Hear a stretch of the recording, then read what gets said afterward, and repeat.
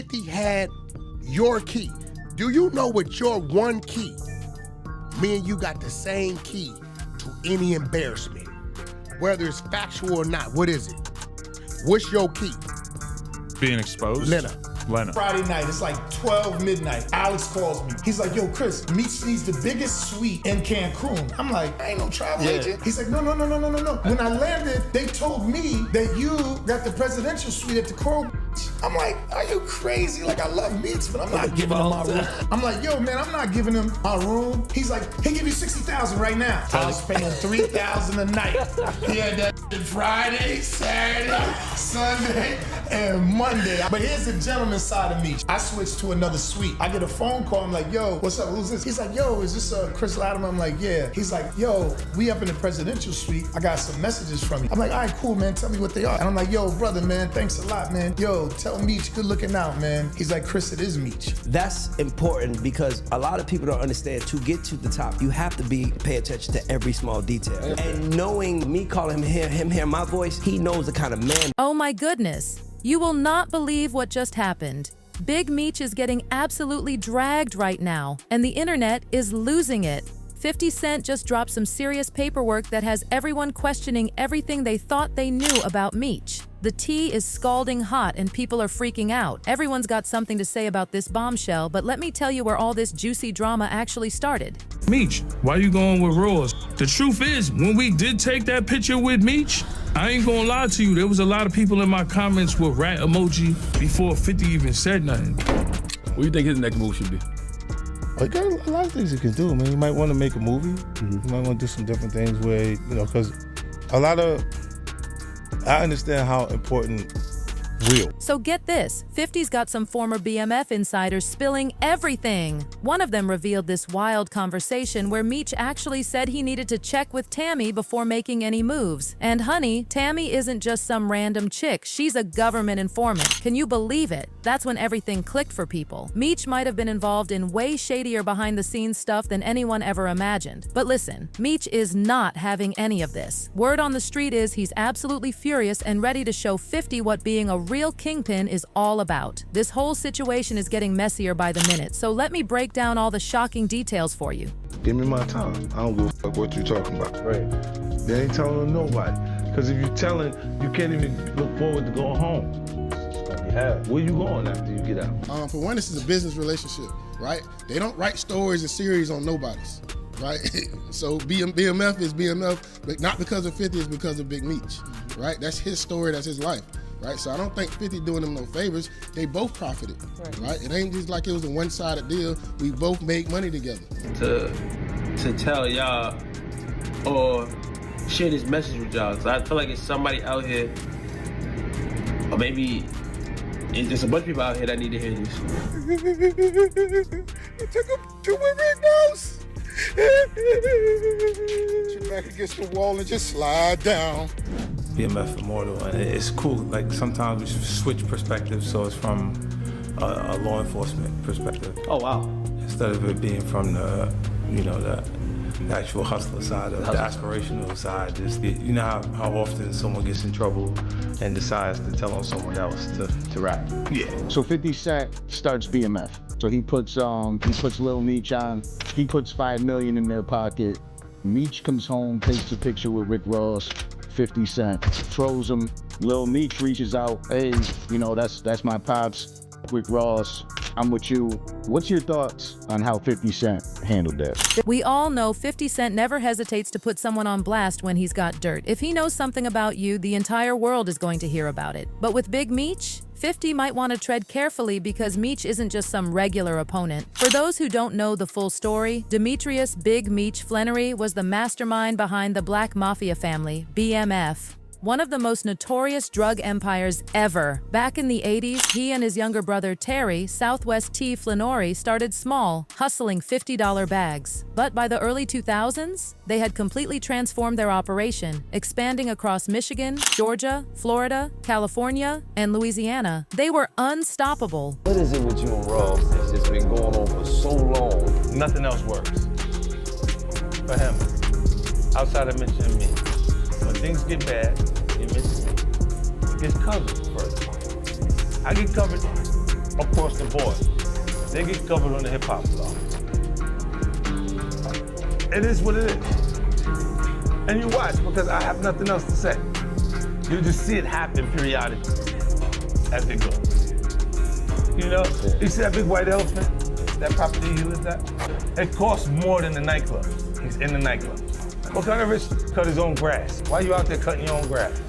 You trying to save money, nigga? You don't want to pay for the lawn to get cut, huh? Ain't nothing wrong with cutting your grass.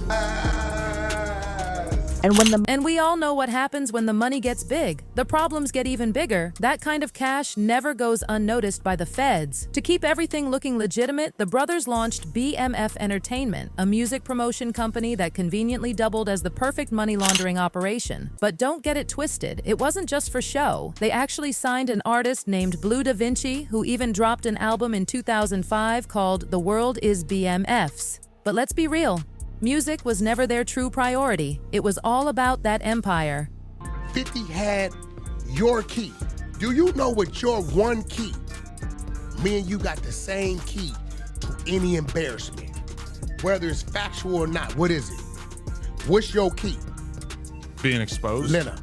Then October 2003 hit, and Meech's empire came crashing down. The feds finally caught up with him, and just like that, his reign as a kingpin was over. Orange jumpsuit behind bars, game over. Lil Meech is a piece of shit. When Lil Meech texts 50, man, what's going on, man? You know I give you the shirt off my back, and Rick Ross, he's a bitch. 50 looked at this like, you just like my little punk son. If you cross your daddy, you'll really cross me. So guess what? You too. And he responds, what next season? Another inside source laid everything out, saying Blue didn't even take a plea deal. Instead, he walked in and basically confirmed what the feds already knew from other informants. So what does this all mean? The snitching accusations are flying everywhere, and absolutely nobody is safe from suspicion. If 50 Cent continues pushing this story, the entire BMF legacy could be completely destroyed. Lil Meech is a piece of shit. When Lil Meech texts 50, man, what's going on, man? You know I give you the shirt off my back, and Rick Ross, he's a bitch. 50 looked at this like, you just like my little punk son.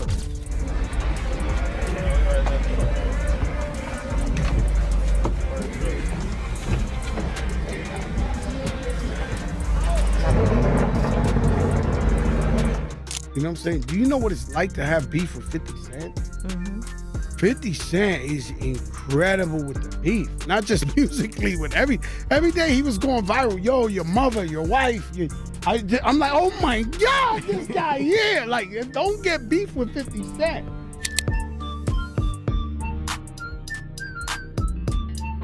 All right, 50 don't do nothing but tear down black men.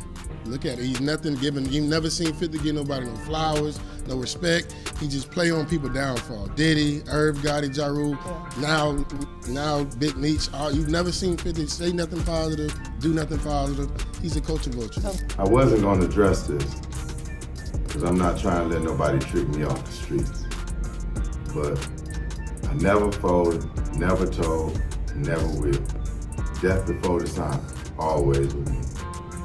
So I'm doing this for my loved ones and the support of my friends and family to come out to the Amaran Arena, February 13th. Let's talk about Blue Da Vinci's court appearance, because this part is absolutely wild. When Blue stepped into that courtroom, his own lawyer basically threw him under the bus, admitting that Blue had tried to cooperate with authorities. The lawyer told the judge that Blue sat down with the feds, but he didn't actually have any solid information to share about the other defendants. Translation? Blue was totally ready to snitch, but he just didn't have enough dirt to make it worth their while. Can you imagine being exposed like that by your own lawyer? Wild. Tear down black man. Look at it. He's nothing given. You've never seen 50 give nobody no flowers, no respect. He just play on people downfall. Diddy, Irv Gotti, Ja Rule, now Big Meech. You've never seen 50 say nothing positive, do nothing positive. He's a culture vulture. A bully. For one, this is a business relationship, right? They don't write stories and series on nobodies, right? So BMF is BMF, but not because of 50, it's because of Big Meech, right? That's his story, that's his life. Right, so I don't think 50 doing them no favors. They both profited, right? It ain't just like it was a one-sided deal. We both made money together. Right? That don't mean I owe you no loyalty. That don't mean I can't go get money elsewhere, right? If more money get presented to me, right, I'm gonna go get me a bag. I just did 20 years in prison, right? I'm not finna let nobody stop no bags come in because of y'all beef, bro. I woke up today and I had this overwhelming thought in my head, and I think like something is telling me to tell y'all or share this message with y'all, because I feel like it's somebody out here, or maybe it's just a bunch of people out here that need to hear this. And it was like, you thought you were special. You really thought you were special. Who told you you were special? You thought you were special. And that leads to the million-dollar question. If Blue wasn't the one snitching, then who was feeding the feds all that information?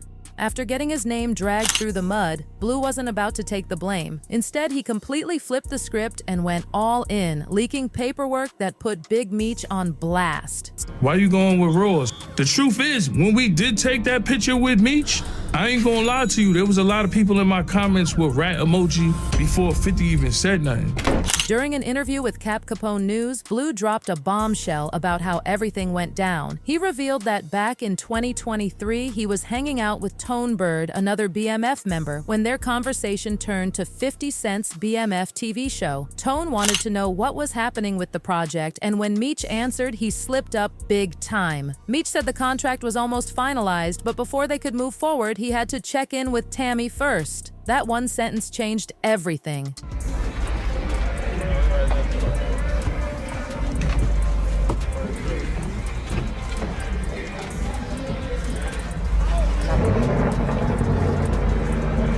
Problem with some rappers. Some rappers think they war ready and they beef ready till they step into the beef. And then they get somebody coming at them crazy. You know what I'm saying? Do you know what it's like to have beef with 50 Cent? Mm-hmm. 50 Cent is incredible with the beef. Not just musically, with every day he was going viral. Yo, your mother, your wife, I'm like, oh my God, this guy here. Like, don't get beef with 50 Cent. At first, that might not sound too crazy, until you remember exactly who Tammy really is. Tammy Cowan wasn't just some business partner, she was a government informant. When Meech dropped her name, Blue immediately pressed him about what he meant, but Meech just brushed it off, saying he'd get back to him later. And guess what? That was the last conversation they ever had.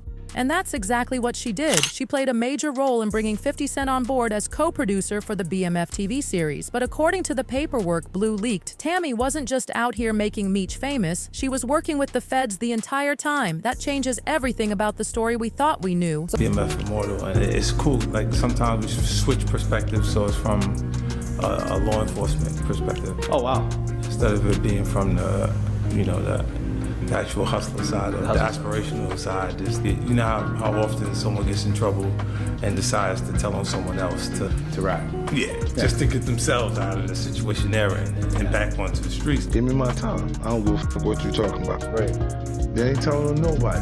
Because if you're telling, you can't even look forward to going home. Where you going after you get out? The neighborhood ain't accepting that. We heard you some rap. Other people, they can go left on you so quick that you go, the heater doesn't have capability of being loyal to anything. I ain't never told no in my life. Right. You needed protection, and your protection gone. That's the truth. That's what the f it is. Right. You took a picture with Rick Ross. Back against the wall and just slide down. Here's where things get really juicy. In the official paperwork, Tammy was listed as CS1, which stands for Confidential Source 1. She was working as a DEA informant in Atlanta all the way back in 2009, handing over crucial information in a money laundering case. Because of her, a major player in the drug game, Terry White, ended up behind bars. And trust me, White wasn't some small-time dealer. He was a major Atlanta kingpin. When the cops finally got him, they didn't just arrest him, they took everything. Before the feds raided him, White was living large. He had climbed his way up from the projects and was living in a $200,000 mansion in Jonesboro. And this wasn't just any house. He was transforming it into an absolute palace. Full-length basketball court, swimming pool, the works. He even had a media room with 24 TV screens all connected to a satellite dish. If he felt like it, he could press a button and boom, every single screen would light up at once. I wasn't going to address this because I'm not trying to let nobody trick me off the streets. But I never folded, never told, never will. Death before the time, always with me. So I'm doing this for my loved ones and the support of my friends and family to come out to the Amarant Arena, February 13th. Here's the real question. Why did Tammy keep working with the feds even after Terry White was out of the picture? Well, that's where things take an even crazier turn. While all this drama was unfolding, Meech was plotting from behind bars. Locked up with Fidel Suarez, a cartel member with serious connections, Meech saw an opportunity. Suarez owned a trucking company in California and had already been investigated twice for moving weight, once in 2005 and again in 2009. Meech's plan? Tap into Suarez's network to move product and stack some fast cash, all while still sitting in prison. Tammy later testified that her first interaction with Suarez was over the phone when he called her checking in on Meech. With Tammy involved, Meech positioned her as the middleman, connecting Suarez with his longtime associate Dion "Cuffy" Gatling, another heavyweight in the game. But the real question is, why? Why did Tammy protect Meech, and more importantly, what was she getting out of it?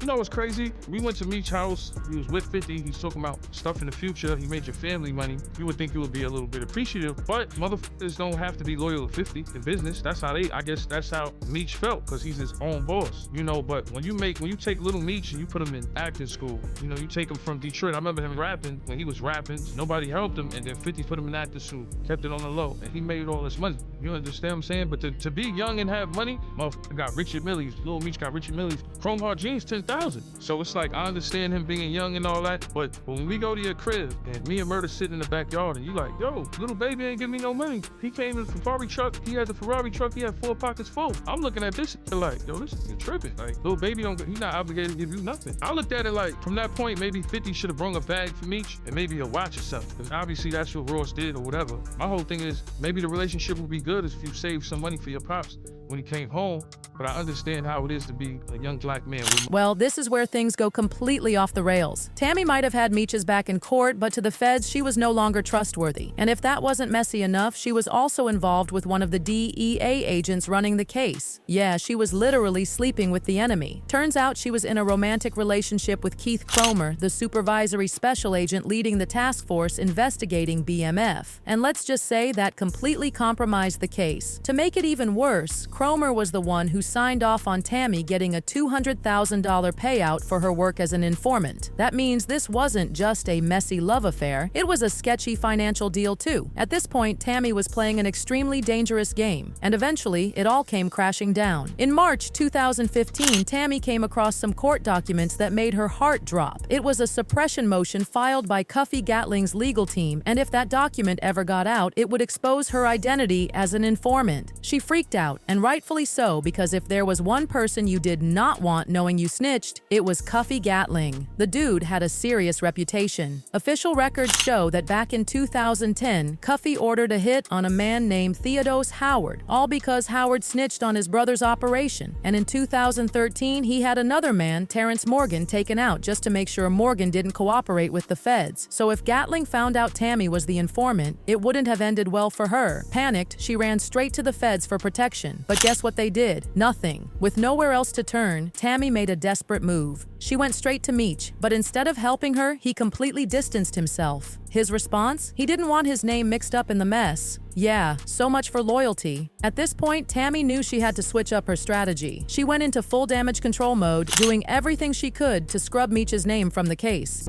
You mentioned Meech. Have you spoken to Meech at all? I had a text message conversation back and forth with him because he's in the halfway house. Mm-hmm. What do you think his next move should be? He got a lot of things he can do. I mean, he might want to make a movie. Mm-hmm. He might want to do some different things where, you know, because I understand how important real is to our culture, right? But when you develop in television, it's to find the best possible story you can find and then make up something.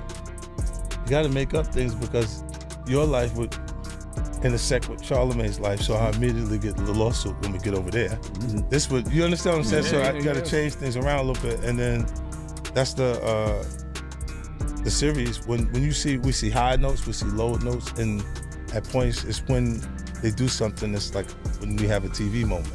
And to make things even messier, she turned on the DEA agent she had been involved with. She straight up accused Agent Cromer of being jealous of her relationship with Meech. And if that wasn't wild enough, she even threatened to expose a sworn affidavit suggesting Cromer only went after Meech because of his jealousy. So now Tammy wasn't just fighting to protect herself, she was dragging everybody down with her, but was it enough to save her? Well, that's a whole other story. Tammy might have tried to cover her tracks, but in the end, it didn't do much good. Once Cuffy got locked up, he started connecting the dots, and it didn't take long for him to figure out exactly who snitched on him. So what did he do? He decided to fight back. Cuffy requested a Franks hearing, which gave him the right to question his accusers, including government agents and informants. And guess who was on that list? Tammy. But trust me, the story doesn't end there. Fast forward to 2024, and Blue Da Vinci sat down for another explosive interview with Cap Capone, but this time Cuffy joined the conversation straight from prison on a phone call, and he did not hold back. According to Cuffy, the real reason Meech never got sentenced was because he used third-party cooperation to save himself. He explained that a lot of people think this is just made up or that he's bitter about his 27-year sentence. February 13th, the Big Meech Home benefit concert. It's gonna be iconic. Too many names to list, but let me salute some of the legends. Lil Baby, Boss Man D-Lo, 21 Savage, Sexy Red, Ricky Rose. Now, this the first time it's ever been done. Me performing BMF with the icon himself. This shit gonna be special. Epic. Get your tickets right now. I'm back. But the truth, he says, is that he's sitting in prison because of Big Meech and Tammy Cowens. Cuffy claimed Meech worked out a deal where Tammy became a DEA informant, not just to help the feds, but to help Meech get a reduced sentence. And if you think he's just making this up, he came with receipts. He broke it down, explaining how Franks hearings let defendants cross-examine their accusers, whether it's government agents, informants, or anyone else tied to the case. And this wasn't just some street rumor. This was testified in court, straight up on the stand. They confirmed that Tammy became an informant to cut Meech's time down. And guess what? Even Cuffy's own daughter confirmed it. She went public asking, "Is it true that Big Meech did a third-party cooperation deal to get a reduced sentence by setting up my father, a known kingpin from St. Louis?" Well, that's the word on the street, and it's about to get even messier. All right, let's break this down. If you don't know who Cuffy is, here's the deal. He was a big-time kingpin from St. Louis, running with Big Meech for over 20 years since back in 1990. And according to Cuffy himself, he was the first person to ever put $1 million in cash in Meech's pockets. But today, he claims that same loyalty got him set up. He says Big Meech betrayed him, and that's what landed him with a 27-year prison sentence. So how did it all go down? According to Cuffy, it all started when Meech got locked up in Detroit's county jail after getting indicted in 2005.